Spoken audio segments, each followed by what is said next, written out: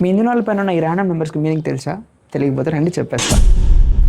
దీంట్లో మేజర్గా రెండు కాంపోనెంట్స్ ఉంటాయి. ఒకటి వచ్చి కోల్డ్ టెంపరేచర్ ఆయిల్ యొక్క విస్కాసిటీ అండ్ హాట్ టెంపరేచర్లో ఉన్న ఆయిల్ యొక్క విస్కాసిటీ రేటింగ్ అనమాట. ఈ డబ్ల్యూ అంటే వింటర్ అంటే cold temperature as usually. Like ఈ కోల్డ్ టెంపరేచర్లో ఆయిల్ ఎంత ఎంత ఈ వాల్యూ ఎంత తక్కువగా ఉందంటే వెహికల్ అంత ఈజీగా స్టార్ట్ అవుతుందని చెప్పి. అండ్ ఈ డబ్ల్యూ తర్వాత ఉండే నెంబర్ ఇది ఎంత ఎక్కువగా ఉంటే అంత ఈజీగా ఆపరేటింగ్ టెంపరేచర్ అంటే వెహికల్ స్టార్ట్లో ఉన్నప్పుడు అంత ఈజీగా హీట్ అబ్సార్ప్షన్ అనేది చేసుకుంటుందని చెప్పి. లైక్ ఇవన్నీ ర్యాండమ్ నెంబర్స్ కాదు, ఇవన్నీ మ్యానుఫ్యాక్చర్ స్పెసిఫిక్ నెంబర్స్. ఇంజన్కి ఎంత అవసరం ఉంటుందో దాన్ని బట్టి మ్యానుఫ్యాక్చర్ అనే వాళ్ళు మన యూజర్ మాన్యువల్లో స్పెసిఫై చేసి ఉంటారు.